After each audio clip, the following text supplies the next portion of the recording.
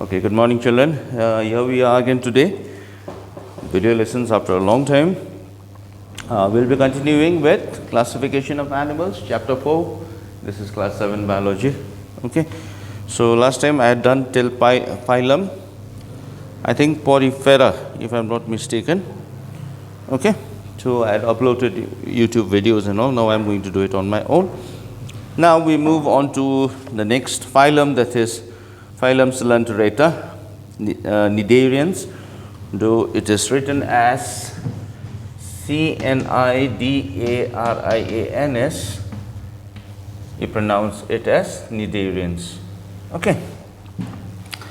So Greek koilos, that means hollow, enteros means gut. Understood? So comes from that word only, Greek word. So coelenterates have a radially symmetrical body. What does a radially symmetrical body mean? It means that the organism, from whichever plane that you cut it, right? Let's say this is the organism, from whichever plane that you cut it, whichever side you cut it, it will always be divided into two equal halves. That's called radially symmetrical body. Okay. So body is hollow, tube-like, and has only one opening called the mouth. Okay, there are no two openings like the higher animals. They have an opening called the mouth, and they have mouth through which they feed, and the other opening called the anus through which they excrete the excretory waste from the body.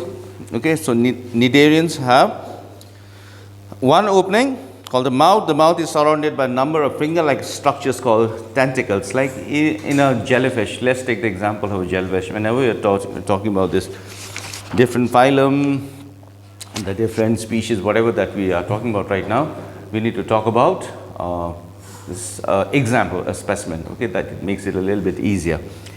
So, for example, the case of the jellyfish, they have finger-like tentacles. These tentacles, the tentacles have stinging cells called, let me just run this off, cnidoblasts, okay.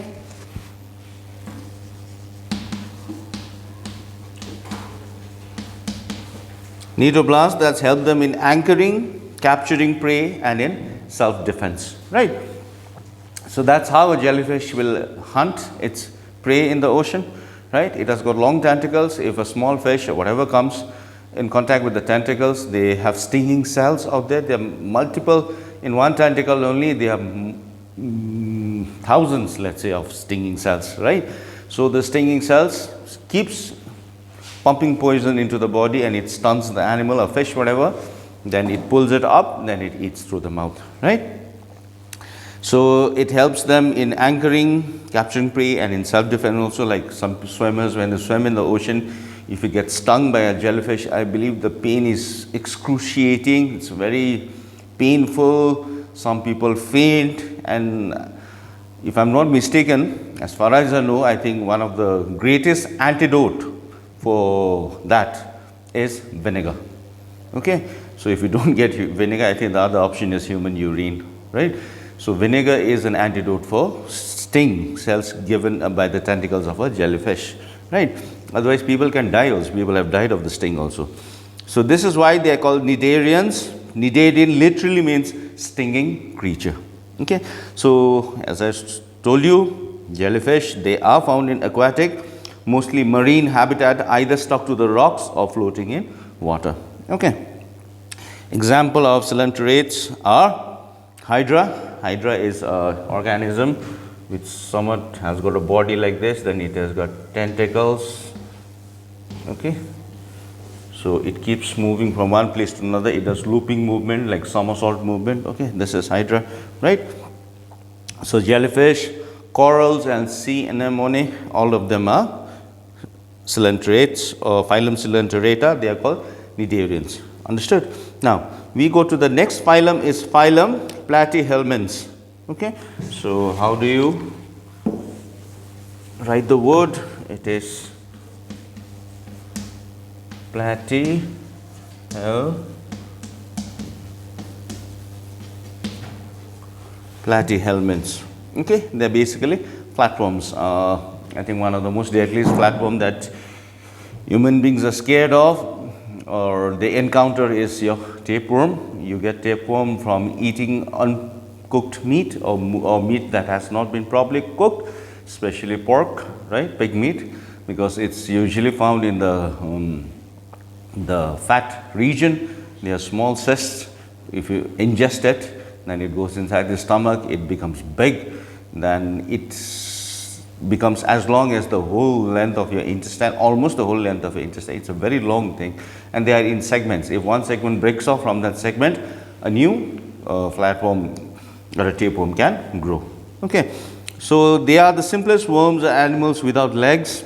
I think no worms have legs so far. They are found mostly in marine and fresh water or in the bodies of higher animals as parasites feeding on them. If they are not inside an organism or an animal, they are usually found in marine region, because the body is soft bodies, they are jelly bodies, they need to be in a watery environment, they cannot be in a dry environment, right. So the body is thin and flattened like a leaf-like or ribbon-like. It is bilaterally symmetrical. Bilaterally symmetrical means when you cut it from one plane, you can get two equal halves. You cannot cut it from any plane like your radial symmetry. You have to, in bilateral symmetry, thing like our body is also bilateral. Okay, we have to cut it from the middle only, then you will get equal two halves, right? Otherwise, if you cut it from any other place, you cannot get two equal halves. Okay, so it can be divided into two identical halves only through one plane. They have only one opening through which they take in food and get rid of waste. So the very fact it shows that they have only one opening is these are pretty basic creatures. Understood? They have not developed so well even after so many years of evolution. Example of platyhelminths are tapeworms that live in the intestine of humans and cattle, planaria and liver flukes. These are all different types of worms. Okay. Now, next we go to phylum Nematoda or Aschelminthis. Okay, that word again, these are big words, just need to remember it. Aschelminthis.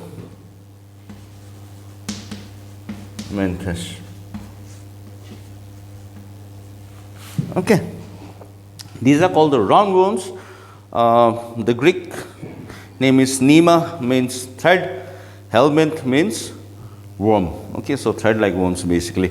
So roundworms are found in freshwater, marine or terrestrial environment. The body is cylindrical like a pipe, narrow, unsegmented, that means they are not divided into parts, smooth surface and is bilaterally symmetrical. Again, you have to cut it on one plane only, then you get a proper two halves. They have an opening called mouth through which food is pulled in and crushed, another opening called anus present at the tip of the body. So that means this is a little bit advanced than your platyhelminths or flatworms, right? So they have opening a mouth and they have an anus, right? So some roundworms such as the filarial worm are thread-like, while others such as the hookworm are more rounded. Many of these parasites that live in the intestines of humans or other big animals. All the worms that we have in the stomach usually belongs to this phylum only, Nematoda. Okay. So they live in the intestines of humans and other big animals. In the intestine, they produce sexually by forming eggs. That means they are male and female parts. In this species, there's a male worm and a female worm in the species, and they sexually reproduce and they lay eggs inside the stomach. These eggs usually go out of the body with a feces, and if a feces is ingested by another animal, the eggs enters that animal, or if the egg from the feces enters the human food again, it will enter the human body and the whole cycle will start all over again. So example of nematodes are pinworm, ascaris, okay, and whipworm. If you go to page number 45 in your book, chapter number 4, you can see all the pictures. Okay, children, I cannot show it to you right now because of the camera distance and all these things, right? And we don't have a very user-friendly board also. We don't have a technologically advanced board also where I can just pull out pictures and show it to you. Okay, so you'll have to go. So whenever I'm teaching this lesson, open a textbook, go through my video and just look at the pictures of the textbook also. Okay, now we have phylum Annelida. So these are segmented worms. That means they've been divided into parts. Okay, so Greek annulus means ring, eidos means form. Okay, so annelids are generally found in moist soil and pond water. They have a soft, cylindrical and bilaterally symmetrical body. They have a body cavity. That means they hollow inside, like we also have a body cavity. It's hollow inside, and their internal organs are there. In that cavity, it is not empty, Okay, the body has ring-like compartments called segments that help in movement. If you've seen an earthworm, it's segmented like this. Okay, so this helps them move from place to place. Okay, whenever they have to move, this helps them. Okay, the body has ring-like compartments called segments that help in movement. They have special organs called nephridia for excretion. We will not be going too much into detail because this class 7 biology, nephridia and all, you'll be studying it in higher classes. In fact, if you take up zoology as one of, if your major subject, BSc zoology, then you'll have to study about nephridia and all in detail. Okay, for right now, just remember that they have a special organ for excretion, that is nephridia in annelids. Okay, example of annelids are earthworm and leech, a common leech that sucks the blood. It's a parasite. Okay, it's very thin, it's very small, you do not see it when it's in the environment. Okay, the moment it latches onto your body, it starts sucking your blood, and by the time you notice it, it will have become very big, full of your blood, and it drops off. Okay. Now, we come to another phylum, phylum Arthropoda. I think you children can identify with this or would be more comfortable with this, because arthropods are something that you see every day in and around you. Like a common arthropod people are really scared of is your spider. Okay. So, Greek arthro means jointed, podus means foot, okay, jointed feet. Okay. So, they are found in air, on land, in ponds and oceans. Okay, not only, and there are various types of arthropods. I am just giving you one example, that is a spider, right? It's an arachnid, belongs to the family of arachnids.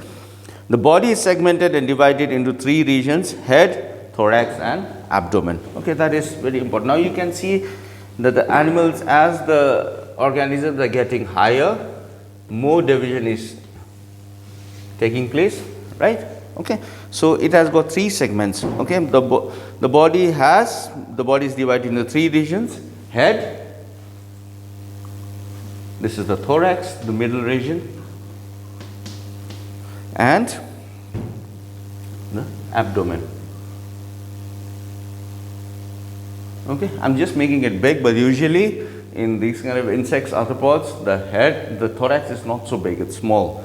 The abdomen is bigger. Okay, but I'm just making it right now so that it's clearer for you. Okay, so the body has jointed legs, legs in pairs. All arthropods have paired appendages with many joints. In fact, if you look at a spider's leg, or you can see that it has many joints. Okay, it has many bends. Like we have many joints in our fingers also, there are many bones, right? So, the body has a tough outer covering called an exoskeleton. We have a skeleton that is inside our body, that gives us shape to the body, that gives strength to the body, that gives a posture to the body, but it's inside. So, our skeleton is called an endoskeleton, right? But these kind of insects, like beetles, like normally arthropods, I think one of the common things would be beetles. You children play with beetles, right, during the monsoon time. You collect all these rhino beetles, and though it's a very wrong thing, you should not be doing that, but I see a lot of children doing that. See, one way you are learning about a beetle, but another time not taking care of the beetle properly also. Ultimately, what do? You kill it. That's so wrong, right? But if you're just understanding, studying a beetle and getting to know nature, that would be really beautiful. That means that is, I think, the basic spark of a naturalist inside you, right? So, they have a hard outer covering. So, inside the body it is soft, the vital organs are soft, they need to be protected. So, they have a hard outer covering called an exo means outside. So, exoskeleton. They have compound eyes. Compound eyes means we have a simple eye. Okay, we have got only one point of vision, but in a compound eye, what happens is the eye is there, okay, and it is divided into many segments, right, and each and every segment is an eye, like the eye of a fly. It has a compound eye, that it can see many images, right. So, they have compound eyes in arthropods, and an image is formed in several pieces. This type of vision is called mosaic vision. Mosaic is, if you see some type of tiles like you put in your bathroom, usually on the walls or even in floors, if you've seen the small chocolate like, there will be small chocolate like, okay, mosaic. Okay, in fact, if you go to old Victorian churches, you have mosaic pictures of Lord Jesus, Mary Magdalene and all this. They put small pieces of colored stone or colored tiles, whatever, well, small pieces, and they try to make it a figure. That's called mosaic. Okay, so these arthropods, when they see a mosaic vision. They see many images of the same thing because they have got compound eyes. Okay. Arthropods are further classified into 4 subgroups or classes. They are called arachnids, arachnida, scorpions, spiders, they are called arachnids, crustaceans, lobsters and shrimps. I think the crustaceans we eat. In fact, arachnids also certain people eat. Crustaceans, lobsters and shrimps. Okay, myriapods, centipedes, millipedes, dangerous, some of them, okay, poisonous. Insects, ants, beetles, honeys, bees, butterflies, etc. Okay, so many things, right? Now we come to phylum Mollusca, soft-bodied shelled animals. The body is soft, but in order to cover that body, in order to protect that body, they have a shell around them. Okay, so Latin mollis means soft. So this word mollusca comes from the Latin word mollis. Mollusks have a soft, unsegmented body with an outer hard shell. Okay, their body is not segmented; they are soft. Okay, like a snail. Okay, the snail's body is actually very soft. In fact, it cannot withstand very high temperatures, as in hot, a dry environment. It becomes very difficult for a snail to survive. That's why during the winter months, dry months, you don't see a snail. It's only during the monsoons, when the rain is plentiful, you tend to see snails. Okay, because it's the perfect environment and the time for them, the climate, everything suits them. So mollusks have a soft, unsegmented body with an outer hard shell. Some mollusks have a single shell. A snail, example, has an external coiled shell. Others have 2 shells that are attached from on one side. For example, oysters and clams. Okay, they open up like that. I hope you know from what do you get from oysters? You get pearls. All the pearl necklaces that your mothers, your sisters, or ladies are so crazy about, it is got from a oyster. Okay, the oyster puts a small speck of dirt or a small stone or anything small. If it enters when it's opening the mouth, so it keeps covering it with a certain chemical inside it. Okay, so that hardens up later on when you do oyster farming. When you open up, you'll find, when you open up the oyster, you find this pearl inside. Okay, so that's made by an oyster. The oyster is edible also, people eat it also, right?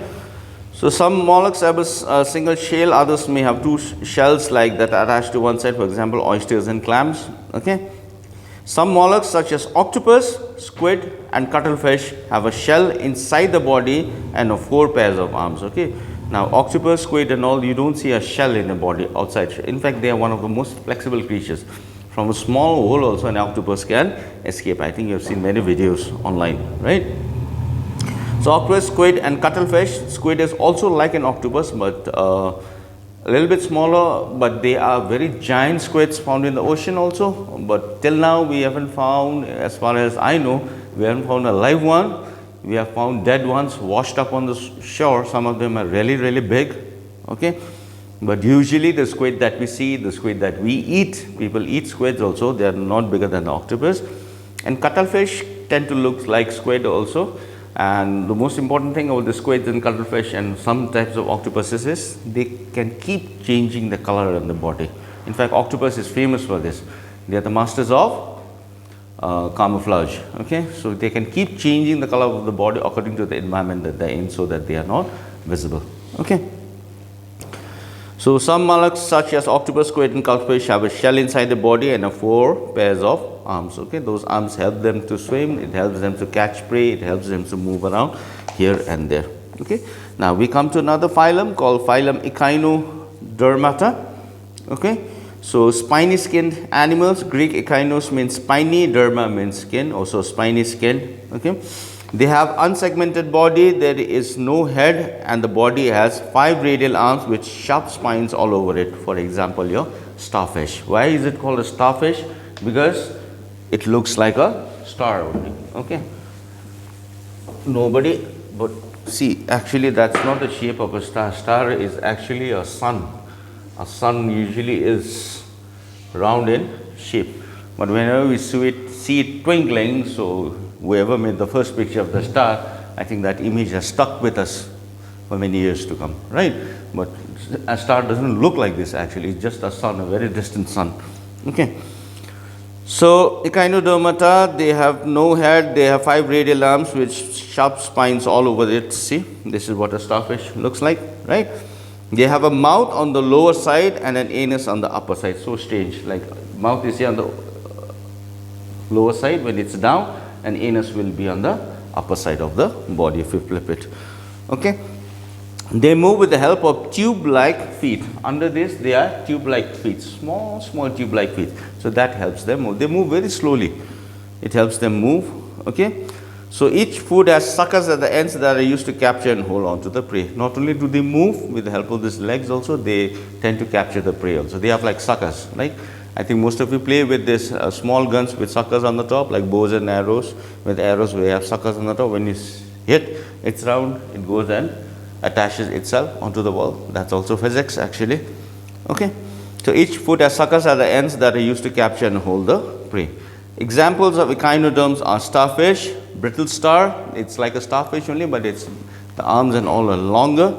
Okay. Sea urchin, okay, these are all aquatic animals, okay, animals that are found in the oceans, right? So with that we come to the end of the invertebrates. Now we move on to how many minutes do we have? 1. Okay, so we'll end it there, children. So we end with invertebrates right now. Okay, so next we'll be continuing with vertebrates, animals with vertebral column. That means your backbone. We are vertebrates. So whichever animal has got a backbone, this is called a vertebrate. Each and every backbone is made up of many bones joined together. They are called vertebra. Understood? Okay, so we'll be talking about higher animals in the next classes. Thank you.